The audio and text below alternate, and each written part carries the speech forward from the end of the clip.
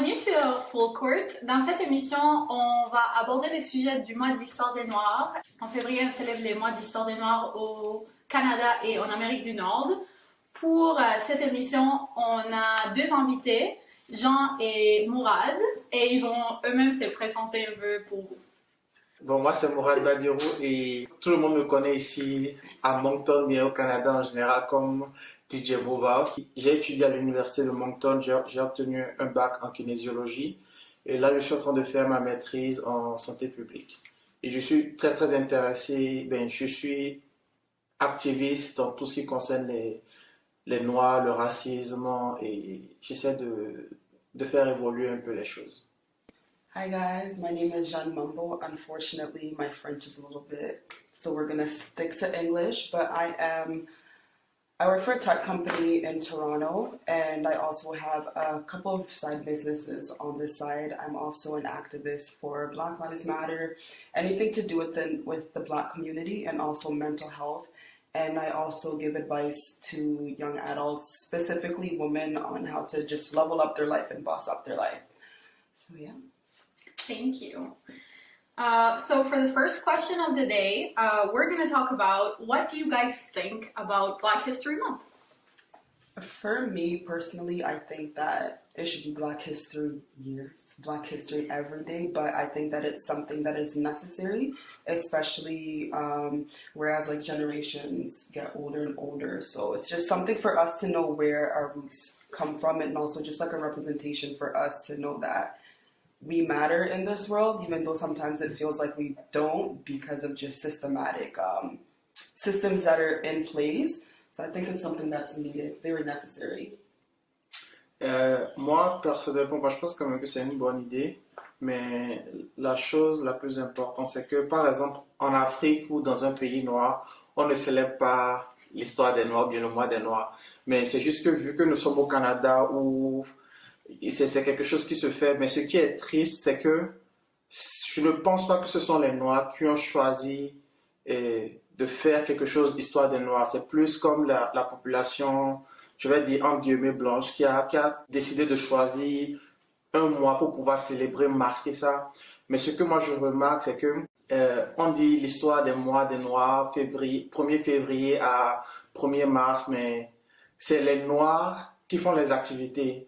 Au lieu que ce soit c'est-à-dire les membres du gouvernement qui aident les gens à faire des activités, c'est nous qui devons faire les activités, sinon il n'y a aucune activité. Donc, c'est un peu ça qui est triste concernant le mois de l'histoire des Noirs, mais c'est quand même une bonne chose. Donc, un peu sur cette même ligne, on va parler un peu de qu'est-ce que représente les mois de l'histoire des Noirs. Donc, pourquoi on a un mois de l'histoire des Noirs? Honestly, the way that I see it, like touching based on what he said, I feel like it's something that the white men, if I'm allowed to say that, decided to put in place for us Black people. Because if we go down in history, this kind of like springs forth from like slavery and stuff. So it's a month for us to just like celebrate us and like put us on a pedestal. C'est un mois où je me dis, bon, il faut qu'on soit plus actif pour pouvoir faire sortir les choses de manière claire. Mais c'est juste que on veut faire des choses, mais on n'a pas forcément l'appui ou la capacité de le faire, même si c'est qu'on va cogner à la porte des différents représentants pour essayer de faire quelque chose de bien, de grandiose. On n'atteint pas ce qu'on aimerait vraiment faire, tu vois. Par exemple, cette émission ici, c'est fait de manière indépendante, tu vois. Or, quelque chose qui est le mois... Moi, je n'ai pas besoin de savoir quelque chose sur l'histoire des Noirs, parce que moi, en tant que Noir, je vis déjà qu'est-ce que c'est. Je vis le racisme systémique, bien, peu importe. Je suis concerné par la situation déjà 12 mois sur 12 mois. Donc je pense que normalement, le mois de l'histoire des Noirs devrait être fait de telle sorte que la population, je vais dire privilégiée, puisse, comment on appelle, être sensibilisée à qu'est-ce que c'est, genre, les différentes minorités.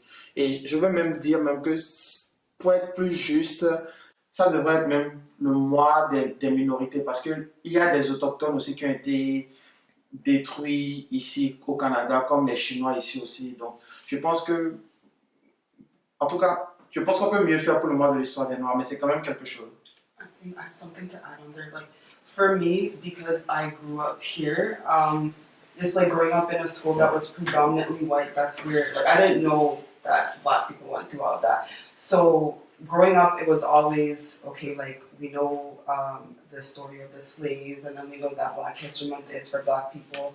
But then now that I'm personally growing up and I'm noticing that our generation is stepping in and the older generation is kind of like dying out, I feel like Black History Month, there's a switch. I feel like our generation is just like, okay, this isn't enough. And like it's good that we're celebrating ourselves, but what more can we do? And I feel like that's kind of like where you're coming from, where we're tired of listening to the history, and we're like, what can we do, and how can the privileged people kind of come in and give us the resources so that for our future children, they know that, you know, Black history, like I feel like we want to rewrite the story of what Black history is, personally. We know that the origins of Black history come from the United States. And I think the idea behind it is more about trying to bring forward that history that was erased through generations, the history of Black Americans and Black people in general that definitely had an impact in history, but that we had forgotten about, or we just, the school system decided to just erase. Mm-hmm. So is there an importance behind, even if it's just for a month, trying to talk about Black stories, to talk about Black people, Black actresses, Black musicians? En fait, présentement, être noir, c'est comme la chose. Je ne veux pas caricaturer, mais par exemple, quand tu regardes les artistes rappeurs, les rappeurs aux États-Unis, ou bien même les chanteurs en France, la majorité de tout ce qui fait la musique urbaine, c'est tout ce qui est afrobeat. Les rappeurs sont des afro, même en France, tu vois. C'est plus maintenant le noir qui est à la page, tu vois. Et la raison pour laquelle, cette année, par exemple, moi, je suis venu au Canada depuis 2013 et c'est la première année où j'ai vu qu'il y a vraiment un switch. Et le switch s'est passé à cause de George Floyd, à cause des grandes, comment on appelle, des grandes manifestations qu'il y a eu. Mais bien si c'est qu'il n'y avait pas eu ces manifestations-là, il n'allait pas avoir ce switch-là maintenant, tu vois. Parce qu'il y a beaucoup d'enseignants qui ont contacté des gens que je connais, des gens avec qui je travaille, pour venir discuter du mois des Noirs avec leurs étudiants, leurs élèves, tout ça. Et c'est ça qui devrait être normalement fait depuis des années. Et c'est maintenant que ça commence par être fait. Donc la prochaine question, c'est à propos de l'émergence du peuple noir au Nouveau-Brunswick. On sait que vous venez des différentes origines, puis avec des différents parcours. Mais qu'est-ce que vous pouvez nous dire de la population noire au Nouveau-Brunswick? Est-ce que vous avez remarqué des changements au fil des années? Jeanne, toi, ça fait longtemps que tu es ici. Yeah. Personally, I feel like the Black population is here. It is heavy. I feel like the majority is, not the majority, but a lot of the percentage is, as well is international student. But I noticed that with our generation, a lot of them are going outside of New Brunswick to find opportunities and to just like stabilize themselves, because they do find it hard to find jobs or like X, Y, and Z in New Brunswick. Because when I was growing up, a lot of people would stay here, but now like it's just normal for a lot of people to be like, okay, I want to leave the province, I want to leave the city and just kind of like figure it out. Sincèrement, c'est vraiment une très très bonne question. Et j'aimerais que les autorités vont voir cette partie-là, j'espère. Jeanne a dit exactement ça. Moi, qu'est-ce que j'ai remarqué, c'est que quand les gens finissent à l'université, ou bien, peu importe, quand tu as atteint un certain âge, tu quittes Moncton pour aller à Toronto, à Montréal. Et le truc, c'est quoi? C'est que on aimerait rester. Parce que moi, j'ai quitté Moncton, je suis parti à Montréal. Et je suis parti à Montréal pour étudier et plus pour ma carrière en tant que DJ et nightlife. Tu comprends? Mais c'est juste que Moncton, ici au Nouveau-Brunswick, on aimerait retenir les jeunes. Ce n'est même pas les Noirs seulement. Hein. Même les jeunes blancs issus d'ici, quand ils finissent, ils partent. Et peut-être c'est après ils reviennent. Moncton a comment on appelle, une très très bonne, genre le Nouveau-Brunswick, la qualité de vie est extraordinaire. Mais c'est juste que il doit nous mettre dans la configuration pour pouvoir réfléchir avec eux, parce qu'eux ne savent pas ce qu'on veut pour nous pousser à rester ici, tu vois. Donc c'est pour ça, là, il y a une très très grande population immigrante ici à Moncton, mais il n'y a pas vraiment des choses qui poussent les gens à sortir, mais qui poussent les gens à rester. Par exemple, moi j'ai étudié en kinésiologie. Le seul travail que je pouvais avoir à Moncton, c'était le call center. Et je ne vais pas payer près de 100 000 dollars à l'université de Moncton pour finir ma vie au call center. Si c'est que c'est pas aller juste au call center, je pourrais juste commencer et ne pas aller au call center. C'est pour ça que beaucoup de personnes partent. Et ce n'est même pas pour les Noirs, même les Canadiens aussi partent. On veut du changement. So along those lines, you guys both talk about jobs, like finding jobs in New Brunswick. But do you think that Black people specifically, like, do they find more obstacles along the way? Like, do they graduate high school and do they have trouble getting into university? Or even when they graduate university, is their skin color like a barrier they find? I can't speak too much on university because I feel like universities, they accept Black students, but I know that there's a barrier when it comes to jobs, because I even had some friends that told me they've applied for jobs but they get denied, or like they'll apply for a job and because of their last name they'll reject it but then repost the position, you know what I mean? So it's like, so like a lot of people face those barriers, or some people will apply for a job, get rejected, then apply for a job under a different name and then get that interview. So we've seen that, and that's where I'm like, there is a little bit of a barrier when it comes to jobs. Elle a tout dit, parce que moi, par exemple, moi j'avais appliqué. Oh, je ne dirais pas où, mais j'avais appliqué à Moncton. Moi, mon nom sur mon acte de naissance est Aremou Mourad Badirou Abiodun. Et j'avais mis mon premier nom qui était vraiment, vraiment traditionnel africain. J'ai appliqué en tant que Aremou Badirou. Je n'ai pas reçu de réponse. J'ai changé mon premier nom avec le même CV et on m'a répondu sur Mourad et non sur Aremou. Il y a beaucoup de situations dans lesquelles tu es défavorisé parce que tu es noir ou bien un truc du genre. Et je vous donne un exemple. C'est une dame qui me l'a raconté et elle s'appelle Paris Sudite. Elle est à Shediac. Et elle a fait le droit à l'université et c'est quand même une personne très très connue à Moncton. Donc elle m'expliquait qu'à un moment donné, il y avait un poste qui était sorti pour des avocats. Et il y avait une dame qui était venue de l'Afrique qui a appliqué pour le poste là avec différentes personnes. Et elle, en tant qu'avocate, elle avait déjà de l'expérience. Elle travaillait et de surcroît, c'était une femme noire. Et elle trouvait que c'était bien d'avoir au moins une femme noire au niveau de, je pense que c'était des juristes, un truc du genre. Au moins juste pour essayer de balancer un peu.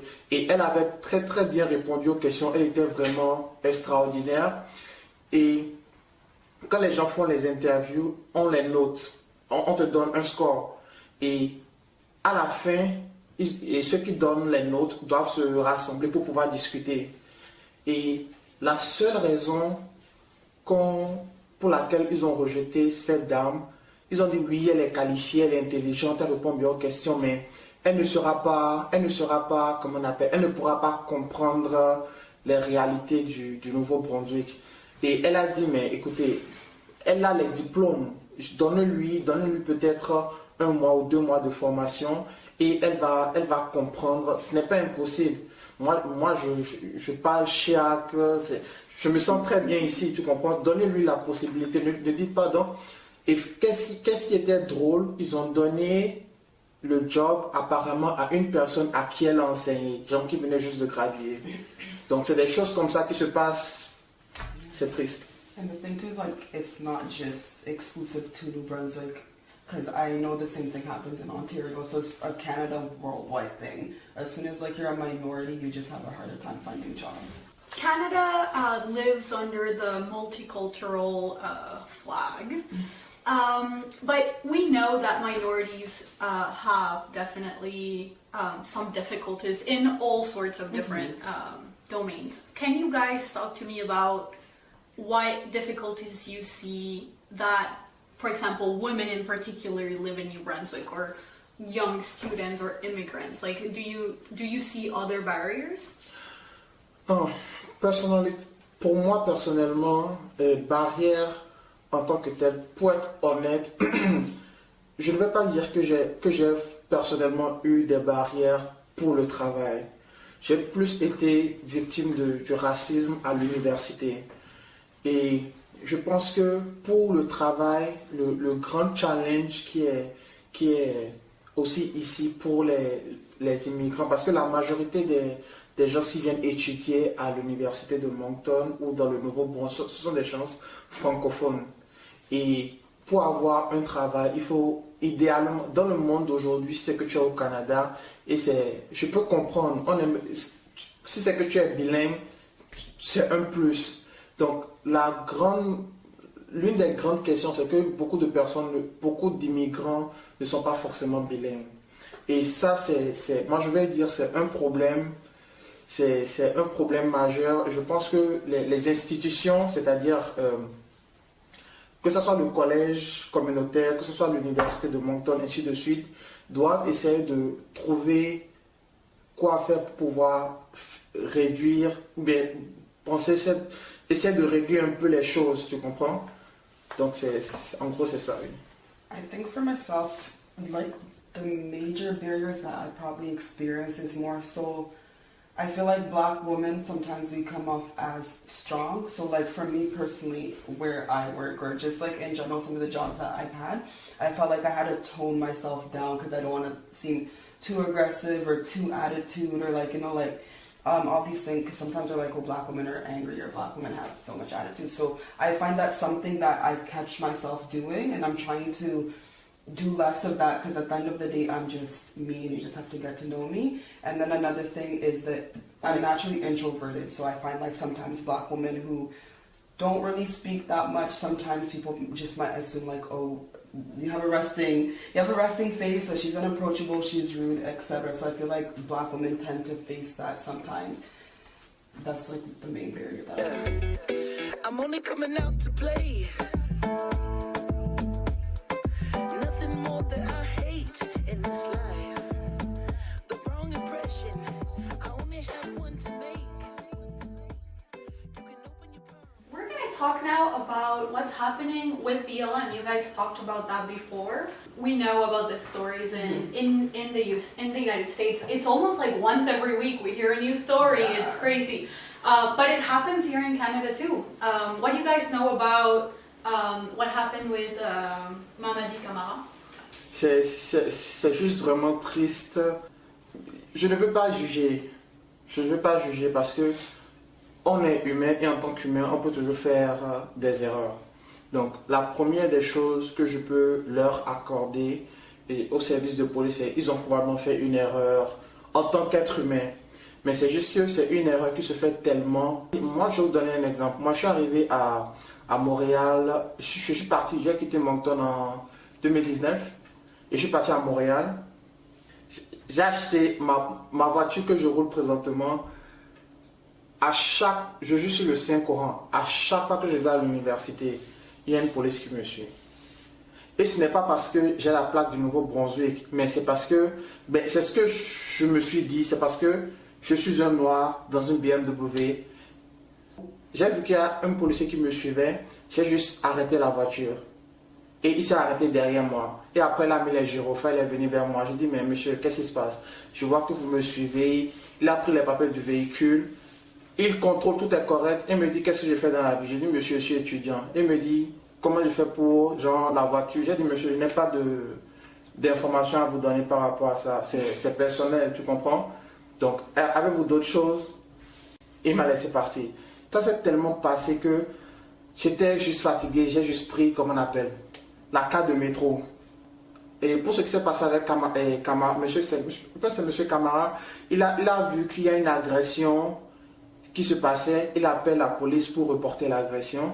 Et malgré le fait qu'ils disent que ce n'est pas moi, c'est moi qui vous ai appelé, et les policiers même pouvaient même vérifier pour voir que c'est le monsieur là qui a appelé. Et il y avait même des gens sur place. Vous pouvez aller sur Facebook. Il y a des gens qui ont dit non, ce n'est pas lui, c'est lui qui avait appelé. Ils l'ont quand même arrêté d'abord. Et ils l'ont mis en prison comme pour 6 jours. Imaginez comment ça a dû le traumatiser. C'est un enseignant. comment ça a dû traumatiser sa carrière, quel est le nom qu'on lui a donné.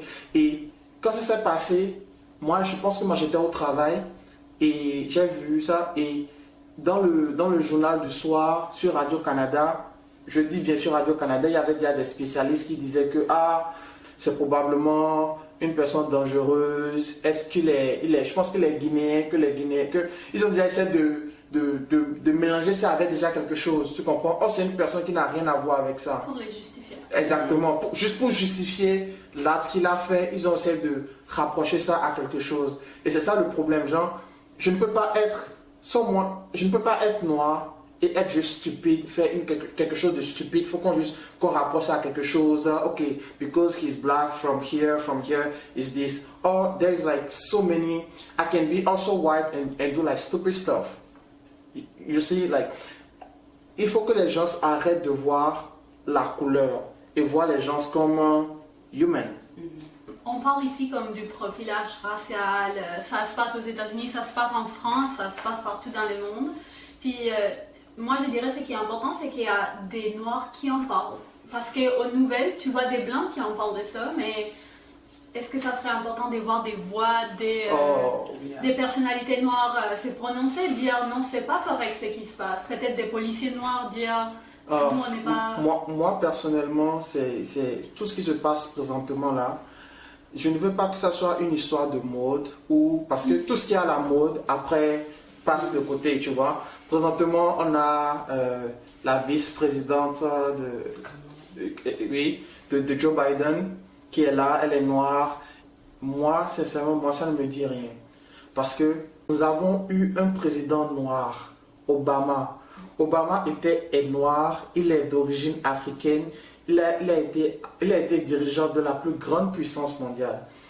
Qu'est-ce qu'il a fait vraiment pour changer? De telle sorte qu'il y a des choses comme ça. Il faut que les choses se passent réellement. Et c'est ça que je dis à tout le monde. Pour que les choses puissent changer, il ne faut pas compter sur Madame Kamala Harris ou bien sûr Joe Biden, bien sûr Monsieur Obama.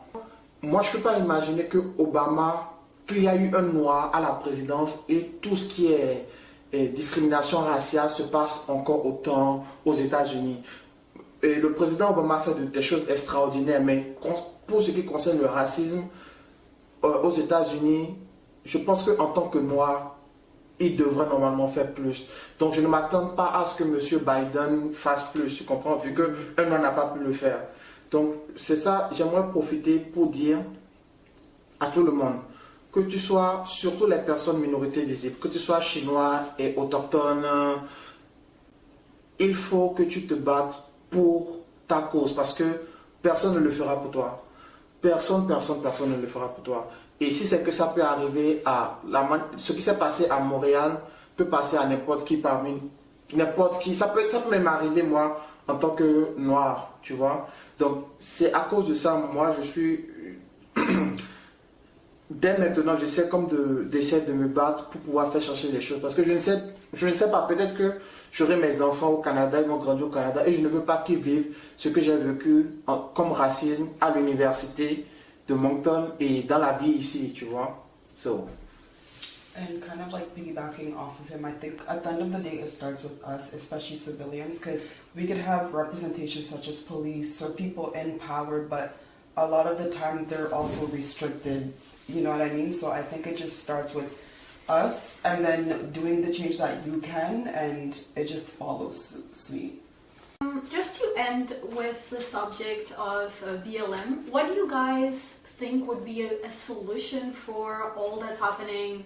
What do BLM, what's the goal of BLM? What would be the solution for it? Il y a 3 choses vraiment importantes. La première chose, c'est l'éducation. Personne ne vient au monde stupide, personne ne vient au monde raciste. Moi, quand j'étais venu au Canada, moi, ce qu'on me disait en Afrique, c'est que tout ce qui était gay, c'est le châtiment de Dieu. Ceux qui sont gays, ce sont les gens qui ont signé un pacte avec le diable, whatever. Et c'est quand je suis venu au Canada que j'ai vu, ils m'ont menti durant tout ce temps. Il y a des gens, ça ne veut rien dire, tu vois. Donc, la première des choses, alors ce qui est vraiment important, c'est l'éducation. C'est quelle est l'éducation qu'on donne à nos enfants. Tu comprends? Et dans les écoles primaires, secondaires, quelle est l'éducation? Je pense que même dans les universités, il faut qu'on puisse donner au moins, peu importe, même si c'est que je vais faire chimie, il faut au moins que j'ai un cours sur tout ce qui est sensibilisation, whatever, racisme, ou bien minorité, pour que les gens puissent être conscients de ça. Ça, c'est la première chose. Pour ce qui concerne, la seconde chose, c'est les forces policières présentement, je serai vraiment honnête, tout le monde n'est pas mauvais. Et dans tout troupeau, il y a des brebis galeuses. Mais il est important, je pense que dans la formation, il faut qu'on puisse, comme à l'université, l'éducation, mais ça c'est un peu politique, mais ce serait quand même important que les policiers puissent avoir une caméra sur eux. Que ce soit sur eux et sur, comment on appelle, leur voiture. Parce que ça nous protège, nous, et ça les protège aussi. Ce n'est pas whatever, mais ça protège tout le monde. Tu peux être blanc, noir. Si quelque chose se passe, il y a la caméra du policier qui pourra... La caméra ne va pas mentir. Ça, c'est d'abord ça. Et la dernière chose, et c'est ça, j'encourage vraiment tout le monde. On a besoin, we need more representativity. On a besoin de plus de personnes. Moi, je vais au service Nouveau-Brunswick, je ne trouve pas de personnes noires là. Et je connais des gens qui ont appliqué et qui sont canadiens là, qui ont appliqué mais qui ne sont pas. Mais quand tu vas au service Nouveau-Brunswick, tu vois le flag de non au racisme et non à l'homophobie. Tu vois comme le truc multicolore là, tu vois. Donc, il y a des gens de la communauté LGBT et au niveau du service Nouveau-Brunswick, mais je ne vois pas de noirs. Je vais à la mairie, je vois que les différentes mairies de Moncton, de Dieppe, ils ont compris, ils ont commencé par changer ça, parce que c'est que tu retournes en 2017, tu ne voyais pas de noirs là-bas, tu ne voyais pas un noir. Donc, imagine, on a besoin de plus de représentativité, et je sais qu'il y a des gens qui veulent se mettre au dehors, mais il y a beaucoup de choses qui restent à faire, mais on a besoin de plus de représentativité, on a besoin d'éducation. Et pour ce qui concerne les policiers, il faut qu'ils puissent avoir une caméra sur eux, sur la voiture. C'est ce que moi ce serait un début de solution. I'd say I agree with the education part. I just feel like there needs to be a lot more education. And in terms of police, I feel like they probably should go through a mental health screening just to make sure that all is well up there. And I'd say more resources as well, like resources and funds that are available for Black Lives Matter or for people that are activists or for people that want to do stuff with the Black community. Because I find in Moncton that has been a bit of a barrier for me too. Like, say if you want to start a business, you're like, where do I start? Especially as a minority, it's even harder. So I'd say more resources and more representation as well. Not representation just to say that, oh, we have diversity, because a lot of companies and a lot of, like, you see that where they will hire minorities, but it's just to have that inclusive diversity. But hire people because you genuinely want to and because you want it to be multicultural, you know? Merci beaucoup pour nous avoir rejoints pour cette conversation à propos du mois de l'histoire des Noirs. Puis, on sait que vous êtes vraiment impliqué dans la communauté, donc où est-ce qu'on peut vous rejoindre? Bon, moi, on peut me rejoindre sur Facebook. J'ai ma propre fondation, Fondation de Badir. Et ça, c'est plus par rapport à la santé publique avec ce que je fais à l'université. Donc, je suis en train d'écrire présentement une politique publique pour tout ce qui est santé publique des personnes, en tout cas des personnes immigrées qui viennent nouvellement à Moncton, tout ce qui concerne la santé publique, des propositions par rapport à ça. Et en général, je vais vous dire, suivez, restez connectés, il y a beaucoup d'activités qui se préparent pour l'été. As for myself, you guys can find me on IG, so Jeanne Mambo. It might be inserted somewhere in the video. You can find more of like my videos and my motivation, and I also have a Black-owned business, Boutique Luxe, so you guys can follow me there as well. J'aimerais juste aussi mentionner que, de manière générale, quand on prend notre génération, c'est-à-dire les gens qui ont notre âge, je dirais de 17 ans à 30-35 ans, dans cette tranche d'âge-là, qu'ils soient noirs ou blancs, en tout cas pour ceux que je connais au Nouveau-Brunswick, notre génération, notre jeune génération, les gens ne sont pas forcément racistes, c'est plus du racisme subtil. la chose vraiment importante, et on en a parlé tout à l'heure, c'est que tout le monde doit agir. Il faut qu'on puisse apporter notre grain de sel. C'est-à-dire qu'il faut qu'on puisse se soutenir, se pousser. Quand Jeanne fait quelque chose, il faut que j'aille partager pour pouvoir soutenir Jeanne. Il ne faut pas que j'attende forcément que quelque chose de spécial se passe à Jeanne pour pouvoir... Donc, il faut qu'on se soutienne mutuellement. Ça, c'est la première chose. Et la seconde chose qui est vraiment importante, c'est que il faut rester constant et vraiment défendre la cause. Parce que personne ne le fera à notre place. Personne. Exactly. And just to jump on that is, I feel like if we want to see change, I said this earlier, we have to kind of be the ones who implement that change. So like he said, the biggest thing is unity and supporting each other. So if you see someone doing something, don't be afraid to share it, because I feel like that's the only way you can build a solid foundation, is by uniting. For me, some of my white friends, they'll ask me like, hey, how can I support you, or how can I use my privilege to support you? And sometimes it can be as simple as sharing like content or sharing something that I've done. So I think that is very important, especially in the age of social media. Use your platform to your advantage. And don't be scared to do stuff. Don't be scared to start projects. Don't be scared to put yourself out there, so you can also be a part of that movement. You don't have to be famous. You don't have to be a celebrity. It can literally start with you. You could be 8 years old and decide that, hey, I want to start a business and make that money circulate within the Black community. So just whatever you do it. Whatever you want to do. If you feel moved and compelled to do something for your community, just do it. Just do it. Yeah. I think it's about being allies too, and just supporting each other, whatever that means. And don't be afraid of calling your friends out and telling them you're being racist, or you're and just to let you know, I received a lot of message from white friend, like, oh, like, how are you doing? Like, because at one time, like, anyways, I faced one racism situation, and it was downtown, and some of my friend was there, and they just like defend me, whatever. And I had like some people, like white people, who test me and say, oh, you know, don't take that personally, you know, there is like some stupid person, you know.